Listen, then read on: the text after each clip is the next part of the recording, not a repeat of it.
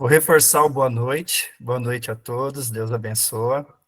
É com temor e tremor que nós estamos aqui hoje para falar da palavra de Deus. Eu vou iniciar aqui a apresentação, amados. Prefácio, o Carlos até mandou no nosso grupo aí de imersão, seguir Jesus ou Caifás? Caifás, quem era? Ele representava a elite religiosa dentro do judaísmo. E essa elite, eles se opuseram, se opunham a Jesus. Eles argumentavam e argumentaram durante Jesus, após a morte de Jesus, que não havia vinculação de Jesus com o judaísmo. Esse argumento, colocado por essa elite, ganhou força entre os primeiros cristãos gentios, ganhou força ao longo da história e está presente ainda hoje na teologia. Aí, afinal, né, pensando no que aconteceu há 2023 anos atrás, e pensando agora, talvez alguns irmãos tenham essa dúvida, o que é judaísmo? Por que nos importa Jesus ser ou não judeu? Vamos juntos fazer uma análise panorâmica da origem, importância e fundamentos do judaísmo? Estou te convidando para mergulharmos junto nesses próximos minutos.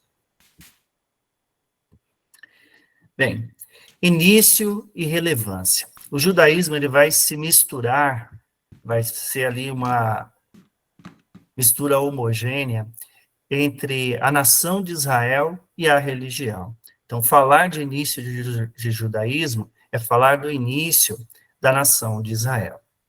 Então, em Abraão, ele recebe uma promessa e, através dos encontros dele com Deus, Deus vai confirmando promessas, vai confirmando aquilo que haveria de acontecer com a sua descendência.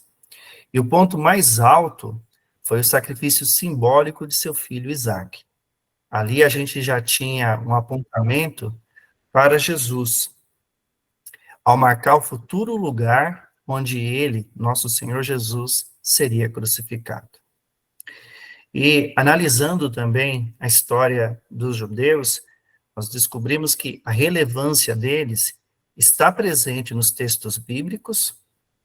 Então, praticamente o Primeiro Testamento, Antigo Testamento, está narrando sobre estes homens, sobre esses israelitas, mas também temos fatos de historiadores fora da Bíblia e através da arqueologia.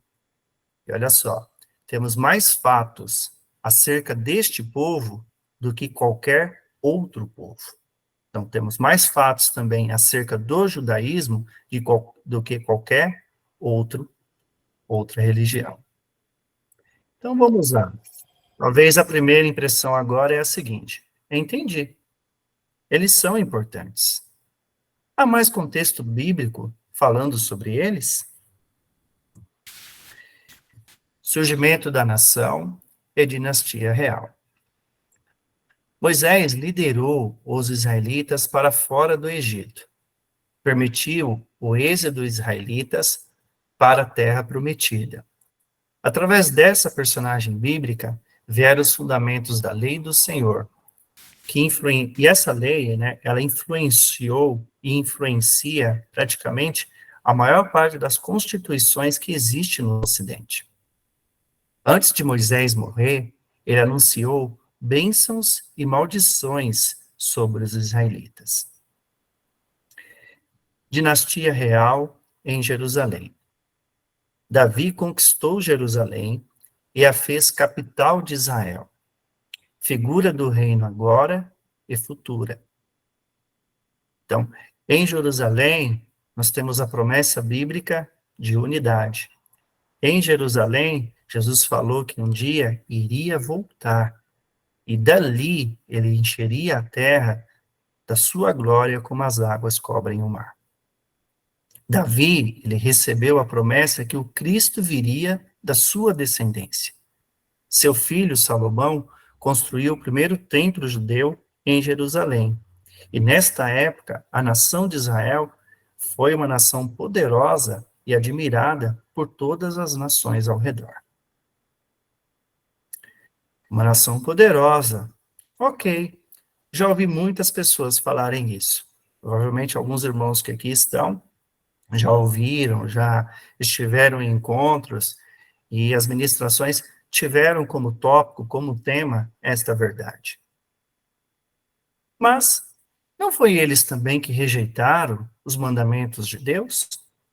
Por isso, Deus os abandonou. Exílio, humilhação, memória, plenitude do tempo. Então, o povo rejeitou a Deus. Nós temos ali as narrativas de quando alguns reis de Israel não obedeceram à lei do Senhor e se lançaram e seguiram a outros deuses, e como castigo, consequência dos seus atos, vieram o exílio. No que consistia o exílio? Era a prática de uma nação vitoriosa selecionar entre os habitantes da nação derrotada prisioneiros para servirem como escravos, ou no caso das mulheres, como esposas e concubinas. Isso aconteceu porque os israelitas não foram fiéis a Deus. Era talmúdica, e significa coleção de escritos e tradições judaicas. Algumas comunidades retornaram à terra dos seus antepassados. Essas comunidades foram fundamentais para o surgimento e a prática do judaísmo. Nesse tempo ocorre a unificação das doutrinas mosaicas, o estabelecimento de um cânon e a reconstrução do Templo de Jerusalém. Sobre o exílio, Deus levantou homens, reis nas nações nos quais sujeitaram os israelitas e permitiu que alguns líderes voltassem à sua terra natal, e ali eles conservaram as suas tradições, reconstruíram o templo e mantiveram a celebração do judaísmo, mantiveram as celebrações das festas, e Deus também exorta-os não somente a ter esse retorno à sua terra natal, como acreditar que ali é o lugar da promessa, onde Deus iria trazer um dia o seu Messias.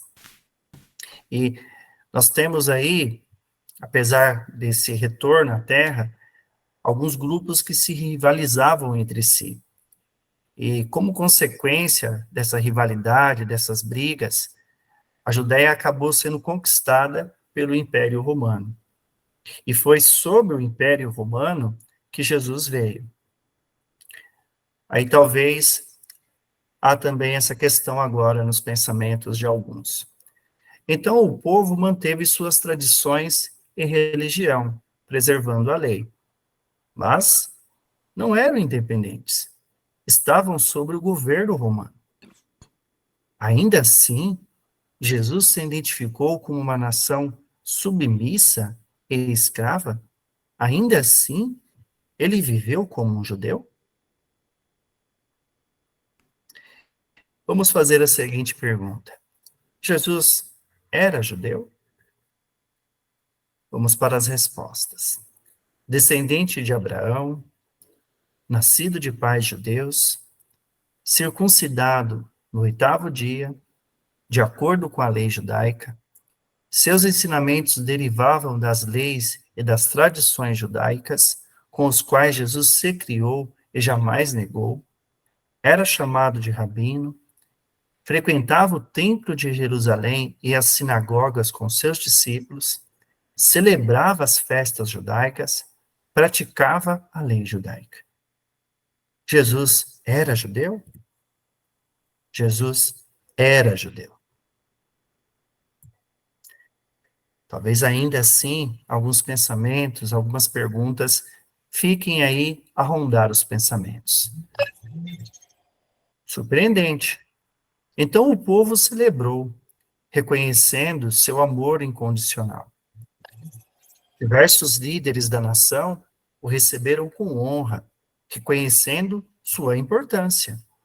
Até Caifás o reconheceu, né? Caifás versus Jesus. Principais dos sacerdotes e os fariseus formaram um conselho. Que faremos? Porquanto este homem faz muitos sinais. Todos crerão nele, e virão os romanos e tirar-nos-ão o nosso lugar. E Caifás, sumo sacerdote naquele ano, lhes disse: Vós nada sabeis, nem considerais que convém que um homem morra pelo povo e que não pereça toda a nação. Ora, ele não disse isso de si mesmo, mas profetizou que Jesus deveria morrer pela nação. E não somente pela nação, mas também para reunir em um corpo os filhos de Deus que andavam dispersos. Conforme o Evangelho de João, capítulo 11, versículos do 47 ao 53. O comportamento astuto de Caifás não era para o bem-estar do povo. Ele defendeu a condenação de Jesus para manter privilégios pessoais e de seus apoiadores. Logo, Caifás não o reconheceu. Caifás tinha outros interesses. Conclusão. Na primeira vinda, a maioria dos judeus não o reconheceram. A corrente da elite religiosa, além de o rejeitarem, o mataram por inveja e para manterem seus privilégios. Outros judeus, como os discípulos, o aceitaram, e através desses homens se cumpriu a promessa do Consolador. Deus enxertou a videira brava na verdadeira, fazendo dos dois povos um só povo. Neste tempo, outras elites religiosas precisam reconhecer Jesus, o judeu. E quando nós falamos de outras elites religiosas, nós nos curvamos em compreender que a igreja gentia precisa reconhecer o seu papel de facilitar o retorno dos judeus que têm crido no Yeshua HaMashiach, nós sermos facilitadores, nós sermos intercessores, nós sermos portadores daqueles que pedem perdão pelos equívocos do cristianismo ao longo da história. Então, essa elite religiosa, muitas vezes, somos nós que estamos aqui, que precisamos reconhecer que a plenitude deste povo vai fazer com que a plenitude das promessas do nosso Senhor Jesus se cumpram. Então, quando nós reconhecermos Jesus, o judeu, de raiz judaica, de origem judaica, que viveu como um judeu, e pedimos para ele fazer deste momento nosso, momento da unidade, não havendo preconceitos, nós vamos cumprir aquilo que está no Salmo 133. E Deus vai ordenar a sua bênção e vida para sempre. Já faz algum tempo que irmãos da igreja gentílica, irmãos judeus messiânicos, vêm clamando aos sábados, vêm clamando nos encontros do TJC2, vêm clamando às segundas-feiras para que este novo homem se forme, para que este novo homem seja a imagem de Cristo, para que este novo homem tenha Cristo como o cabeça da igreja.